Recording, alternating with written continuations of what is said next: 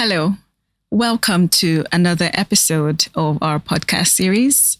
This is the official podcast for Sickle Cell Foundation Nigeria. My name is Enakome Oka Avai, and if you're joining us for the first time, welcome and thank you for joining. Last week, we laid the foundation by talking about what exactly sickle cell is and our history as Nigerians when it comes to sickle cell disorder and how far we have come. And today, we would be going a bit deeper into the conversation.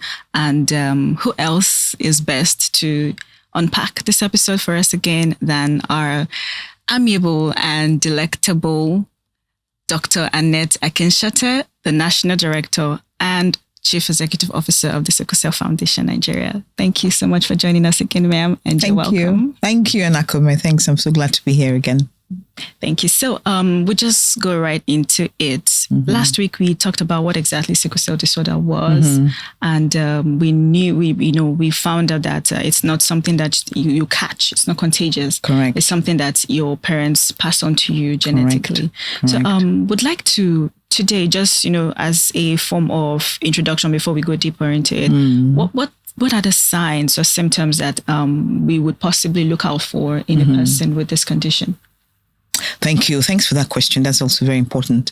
Again, looking at what we discussed last week, those symptoms and signs actually stem from what we call pathogenesis. What's the pathology? What's the basis of this disease? Okay. And it comes from the blockage of the vessels, remember? Yeah. And I remember also noting that because of that blockage, because the cells clump together, block the blood vessels and do not allow blood to flow to tissues and to end organs. And so those organs and tissues are starved of what? Oxygen. Because it's the red blood cells that carry oxygen. Yeah. So those tissues and organs are starved of oxygen. And when that happens, like I told you, the body's way of telling you that there is a problem is pain. So the first and foremost symptom of sickle cell disorder is pain. Yeah. If you dial back to when the child is born, when you have a newborn baby, the baby is just like every other baby. Mm-hmm. In terms of how he looks or how she looks. A bouncing baby girl or a bouncing baby boy. That's what you have. So everybody's happy there's a baby. So there are really no symptoms in the first few months of life. So there's no way to tell. There's no way to tell clinically by just looking at the child. Oh, okay. The child is doing so well. And the reason is this. When you're in utero, when you're in your mother's womb, there is a kind of hemoglobin. Remember, the problem in sickle cell lies in the hemoglobin. Hemoglobin is a substance in the red blood cell that helps to attach oxygen and carry oxygen around the body. Yeah. And then the usual hemoglobin, the number one, is designated A for adult. And then the sickle hemoglobin is designated S for sickle. Okay, now there is the type that we call fetal hemoglobin, designated F. That's the kind of hemoglobin you have when you're in your mother's womb, when you're a fetus. Okay. So it's called fetal hemoglobin. Now, hemoglobin F is just as efficient as A in carrying oxygen around the body. And that's how the baby thrives in utero. But when the baby is born and the baby now is exposed to terrestrial environment, things begin to change. Yeah. That hemoglobin F begins to wane, begins to go down, but it actually ties the baby through the first few months of life. So that's why you don't get any of the symptoms. So like how many months after 6, 7, 8, 9, the first symptoms begin to show up around 7 months, 8 months, 9 months. That's when the fetal hemoglobin has completely waned off. It's never zero. Oh, okay. It goes down. Okay. It goes down. And perhaps later we'll talk about what we call persistent hemoglobin F. Some persons with sickle cell disorder are lucky because their hemoglobin F remains high enough through life. Ones don't exactly exhibit. Exactly. So they behave like their AS, for instance, because the F is still there. So now, around the 7th, 8th, 9th month, it's not unusual for mothers to come to you in the clinic to say, my baby is always crying through the night. The top of the hands or the top of the feet are swollen and painful. And really, if you look at the baby is fair-skinned. Yeah. You see the pain because it's red. Wow. The top of the hand is swollen, it's tense, and there's redness. And then those are the signs that we're taught in medical school for inflammation. Yeah. Swollen, red, painful, In Latin it's called rubor, that's for red. dollar for pain, so, and then it's also swollen. So those are the things you see in the child, and the child is uncomfortable. You feel it for the child, and the mother herself, the mother feels the pain. The mother wants to take the pain. I can imagine. I mean, take the pain from the child. Yeah. It is. So that's the first sign. This is around 9 months. Around 7, 8, 9 months. 9 months. Okay. Those are the first symptoms and signs. Symptom is what you complain about. Yeah. Sign is what you see as a doctor. Okay. So those are the things that you see first. And as the child is getting older, you begin to see symptoms and signs of infection. Because I think I also mentioned last time in this episode that usually what kills our babies before the age of 5 is infection. Yeah, you did mention it's infection. that. So what kind of infection? They're particularly prone to what we call pneumococcal infections. They usually affect the lungs and end up with pneumonia, or the coverings of the brain and end up with meningitis. But they can be prevented with antibiotics, penicillin, and prevented with immunizations. So when you diagnose early, which we do in the Sickle Cell Center, Sickle Cell Foundation Nigeria, you can diagnose a baby in utero. So couples can determine the genotype of their unborn child in early pregnancy. And we don't even wait until the last few months, the last trimester, when you do what we call amniocentesis. That is, you draw the baby's is inside a sac with fluid in it. So you can draw from that fluid and test it. Okay. But we actually do what we do is chorionic villus sampling. I think I heard of that before. And that means it's as a developing placenta. We don't touch the baby at all because you don't want anything to cause any congenital malformation. So you pick the gynecologist. Only a gynecologist can access a gravid uterus. Is licensed to access a gravid uterus as a pregnant uterus. So he goes in with, or she goes in with, a very long, thin needle under very local anesthesia, or even nothing, but local anesthesia, and then picks up the developing placenta, not the baby. So this is and around how many weeks? 11 weeks. That's optimal, between 9 and 12 weeks. Okay. So, and that is tested. And whatever the placenta is, that the baby is. Because when you test the cells, do a DNA testing, you can make a determination that this child is AA or AS or SS. So you can tell the genotype of that child.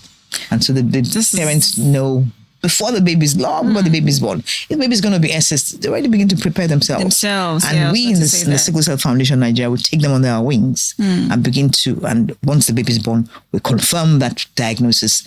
Within the first couple of months, they're already on antibiotics. Wow. They're already taking immunizations, like particularly ones against pneumococcus. So they don't end up with meningitis, they don't end up with pneumonia, and they just do well. So those symptoms of hand-foot syndrome do not show up at all. Because it's actually those are actually infections at that point in time.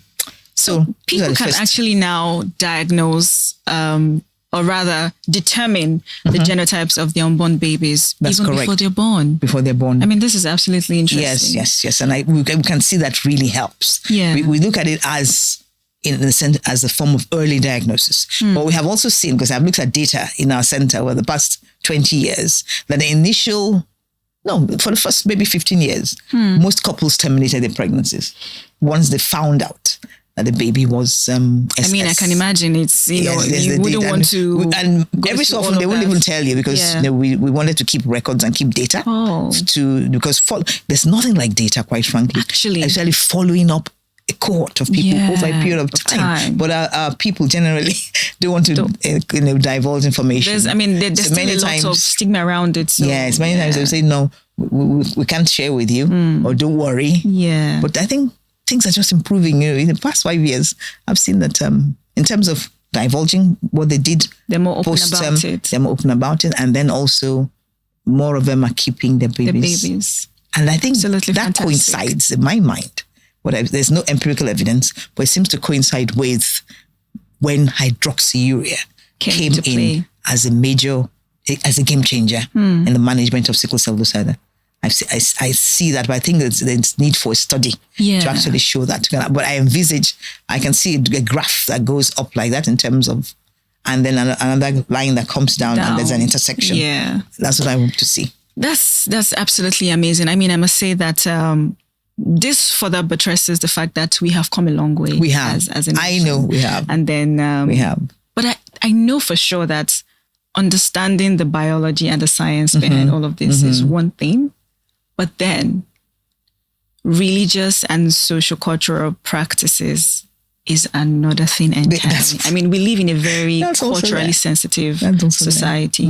So what would you say about the socio-cultural aspect of sickle cell disorder, how it affects the way people generally perceive or receive it? Let me tell you something about it. It's linked with the finances in many ways. That's not all, but that's a large part of it. The stigma, we talked about stigma and discrimination around sickle cell, mostly looking at how it came, the genesis of the disorder, and how families, society, communities view sickle cell disorder, and how initially they thought it was spiritual or banji. I mean, it's easy for them to pick that up. Yes. Everything has to do with church or something. Exactly. So that is there. And the fact that, amongst, I think all cultures, not in our society, do what they call in Yorubas. I'm not Yoruba about it, but there are many things I've learned from this Yoruba language. The culture, is rich. Yes. And there's something they call wadi. Wadi. I don't think you know what does that mean? That means like researching, finding out. So when a couple, young people want to get married, families do what they call wadi. Like they have families. Yes, thank you. That's what we call it in modern terminology. Background search. So they have people in their families who go out and ask questions, and it may not go straight forward. They have the sources, they have ways of getting into and finding out exactly. And they look for things like what? They look for sickle cell.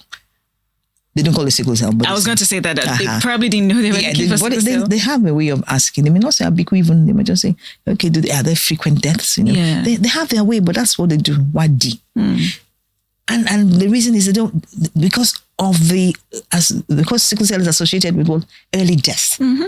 That nobody wants families to be in a family where children die often, and then your child comes and goes. So that early death associated with sickle cell is a problem. But do you know that even in Nigeria today, as much as things have improved, and I would say that we see patients now in the 60s, 70s. Yes, still. I've seen one who's 70 recently. Yes, and more. Still, if you look at the average is, when you pool data together, of course, the mean, it's still 20 years. Like the life expectancy in Nigeria is still about 20 years. And if you compare that with 62 years in America, average, and in America they live till they're serious seniors, But if you compare that, it makes you feel, goodness gracious, we haven't really done enough for our people. 20 years is really small. But I mean, compared to where we're coming from. Exactly. Thinking, I mentioned to you that when I was a medical student, it was a pediatric disease. We didn't see them above the age of 5, which still, yes, I think there's an improvement. But 20 years is still enough for families to say, you can't marry from this family, can't marry from that family, and so on and so forth. Having said that, there are couples that insist that come what may, they would marry each other. Even and they'll when tell you to your face. Aware yes, they'll tell you to your face. The counseling, in our center, for instance, we do very comprehensive couples counseling, premarital counseling, and after laying everything bare on the table, remember, it's non-directive. We don't compel them, We say everything is laid on the table. Examples are brought to them, real life experiences. But they still insist. Some may even tell you have no right to tell them what to do. To marry, yes. I love this person and all of that. Yeah. But truly, love is not logic. We have come to see that over time. Not. They may regret their decision later, but at that point in time, nothing in the world will change them. But we, as counselors, have the responsibility to show them what options are available, and there are options, especially now. They know that things were really advancing. I've talked to you about prenatal diagnosis, even though, like I said, there are ethical considerations there. There are also religious considerations. Yeah. I've said a few times that if you're in the Catholic Church, you will go for confession and go for confession and go for confession. Okay. For undergoing the process? No. If you go and terminate the pregnancy. Okay. Yeah. You will. So no, that's not ethical. That's not. It's not acceptable in many religious settings. Exactly. Still, talking of religious settings, many pastors will not marry a couple if they do not show a certificate or certificates that indicate that they are not carriers of the sickle cell gene. Yeah. Okay, but that is being circumvented by some couples because in an environment like ours, you can purchase or procure a certificate that says you are AA, even if you are AS. And then they show their pastors, and the pastors marry them. So that's not really solving the problem. It's not, absolutely. So what we're also doing is educating the pastors, churches, I was going mosques. to ask that. We're doing a lot of that, but really important. Still, it's not enough. But we just have to continue. And the guidelines, incidentally, the Federal Ministry of Health is coming up with a review of guidelines for sickle cell disorder. Okay. That's what I'm going for in Abuja next week. Okay, and that's being looking at it from prevention. Yeah. And that prevention includes things like how we engage with churches and mosques, and genotype testing that is properly regulated. So if people are sold on when they go to a laboratory, they have the test done, and are given a test result, it may be incorrect. Yeah, maybe incorrect. So what will make a person or a couple confident enough in the result they're given in a laboratory? If the laboratory is properly is regulated, is certified, to carry out tests like that, at least genetically, then they can say confidently that my result is accurate. So we need regulation at that level from national and subnational levels, regulation of laboratories, so that tests that we conduct are accurate.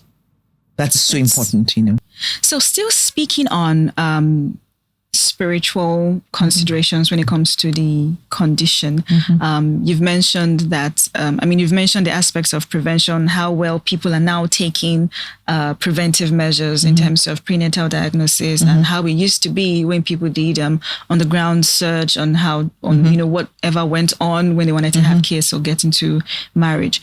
So I want you to shed light on how well people accept the condition when it comes to the symptoms or complications as an adult. I'm a Christian and I believe in the powers of prayers, but then how do you describe the situation where people refer to their pastors? These are people living the condition, and instead of going to maybe a healthcare facility where they can get help, they resort to their pastors and say, okay, so maybe there's holy water or there's a particular oil or something. This happens. I'm sure people will be curious to know, what's the situation with that? Yes, thanks for that question. There's a lot of that going on. Yes. There's a lot of, miracle cures. Yeah, exactly. Say, doctor, if they even come to you at all, or they share with their friends or peers. I was SS. I was a sickler. But I'm not a sickler anymore. That's exactly. Oh, my genotype has changed. SS, so I'm now AA. Yes, my genotype has changed. We get a lot of that. From SS to AA. No, that's not possible. And one person I know one person I know who says it as it should be is Mama Taibe. She's the doyen of genetic counseling in Africa. Quite frankly, interesting. She's the trainer of trainers of trainers. Wow. Okay, and she tells you, and she's a pastor, and she tells you that, look, take your medication. Don't rely on miracle cures. It's still a miracle when you take your medication and it works. Exactly. Pray, take your medication, and you need to take your medicines as someone who has sickle cell disorder to live. You do. You need, and those basic, the what I said about basic package is folic acid to ensure that your blood cells replenish. Remember, the blood cells are rapidly destroyed. So in 10 days rather than in 30 days, rather than in 130, 20 days, the cells are gone. So they need to replenish those cells. Folic acid, you take it every day. You can't discard your your medicines. Your medication.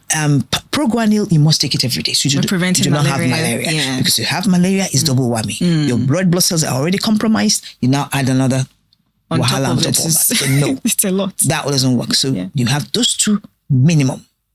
Barest minimum. Now, like I said, the game changer is hydroxyurea. Take your hydroxyurea under medical direction, supervision, because you have to be prescribed medication, and then you see that you no longer have the crisis you used to have. Maybe that's the miracle people talk about. Oh, I used to be like this, but I'm no longer like that. Yes, symptoms wise, yes. Yeah. Hydroxyurea increases your hemoglobin F.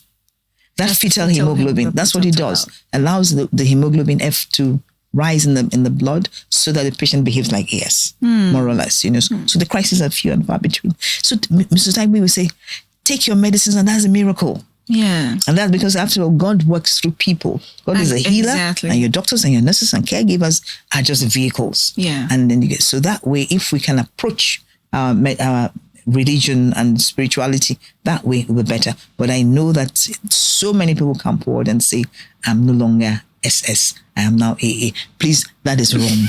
There's no way you can be SS and you become AA if you do not have bone marrow transplantation, stem cell transplantation. It is absolutely impossible. Absolutely impossible. SS does not just change to AA except you have done stem cell transplantation. Exactly. That's the only way. So there's some gray areas I must point out.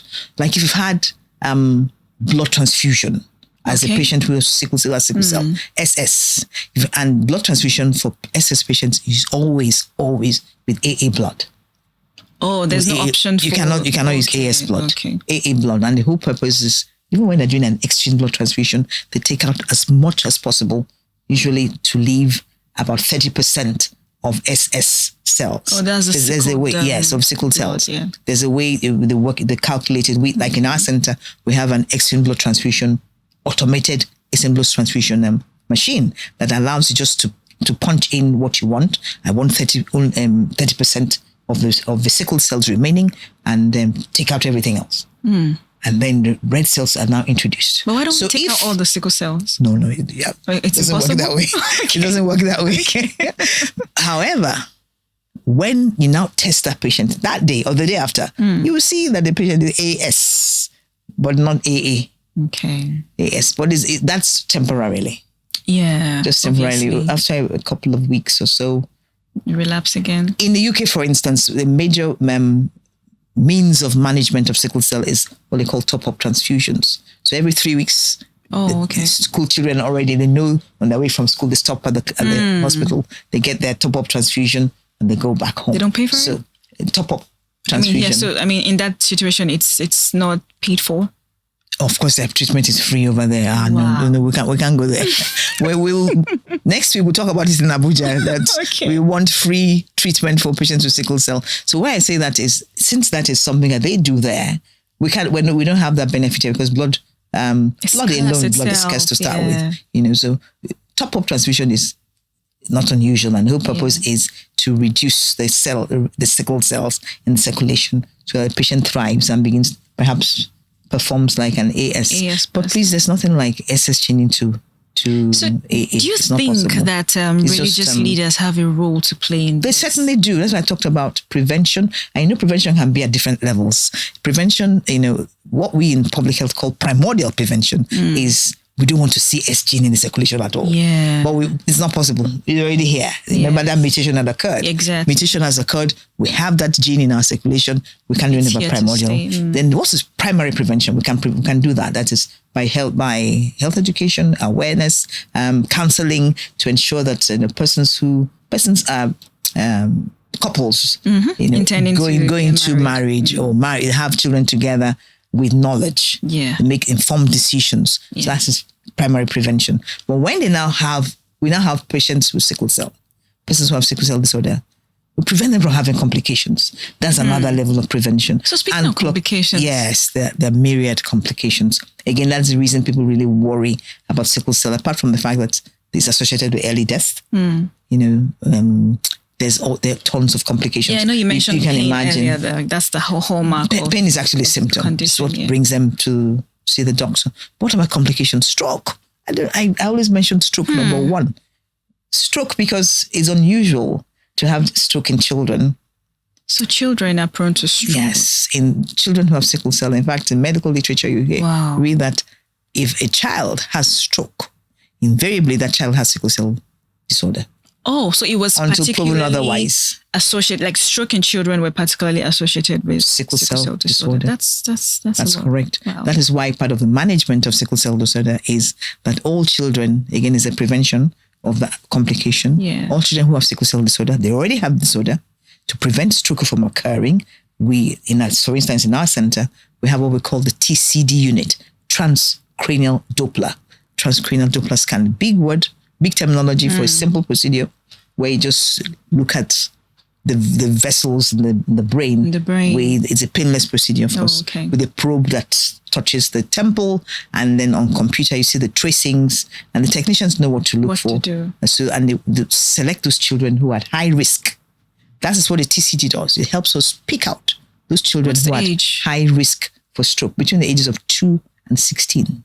Okay. And that is because from research, there's empirical evidence that's the age range that you find the highest prevalence or incidence of stroke in children with sickle cell. If you don't do that, you end up with children having stroke.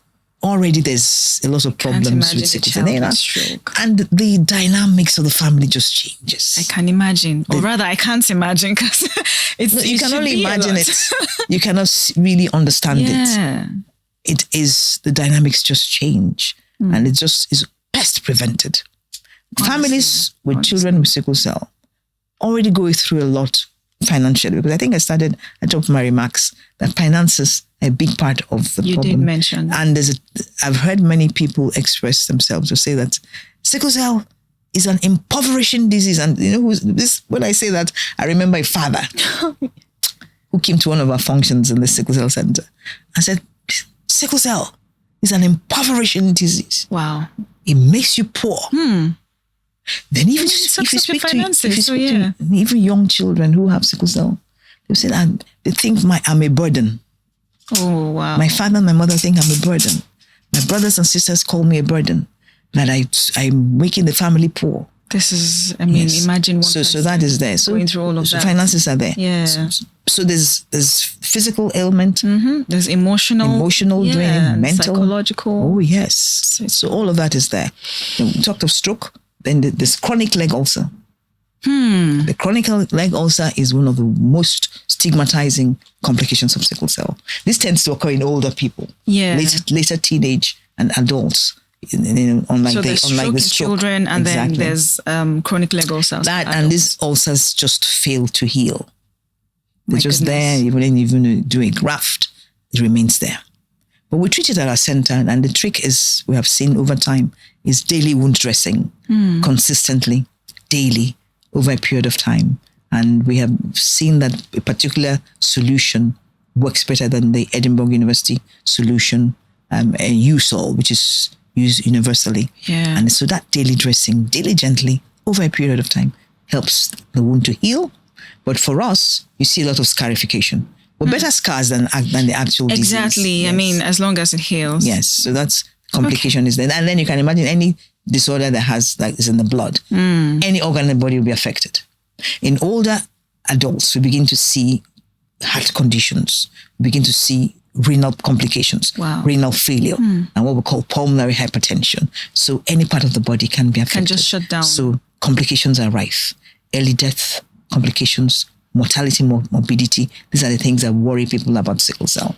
So that I'll just say that we've come a long way. So treatment has improved. Yeah, we have actually. And before we wrap up this session, we've touched on a lot of things today. It's a lot, and I feel like we still have a long way to go in terms of in this conversation. I agree. So but there will be others. Yeah. So we now know that sickle cell disorder we don't cast it out like demons. You don't pray it away.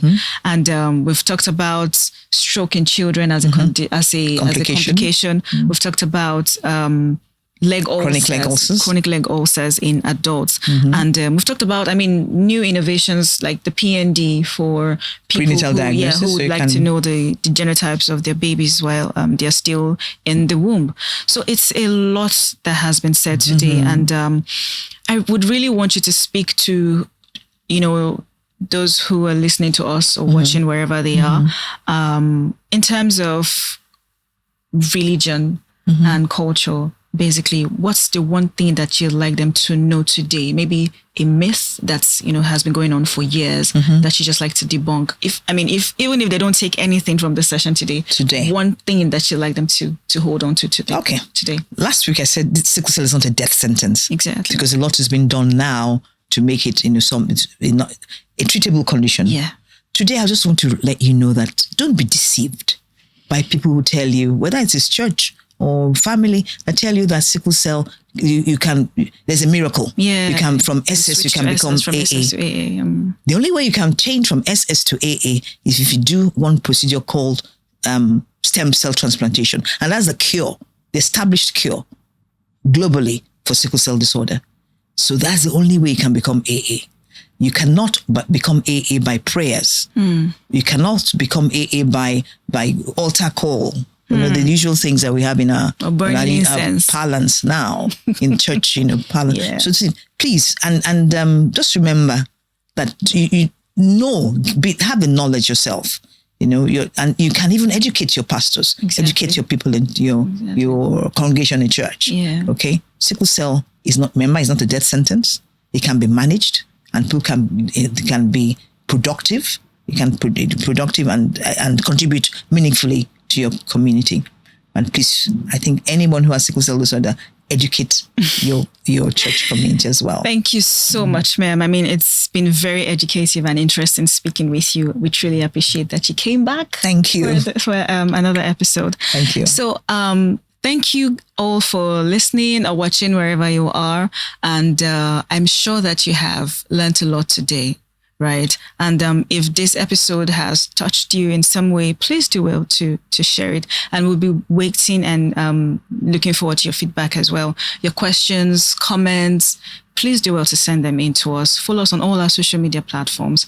And until next time, do not forget to subscribe, follow us, and be kind. Thank you.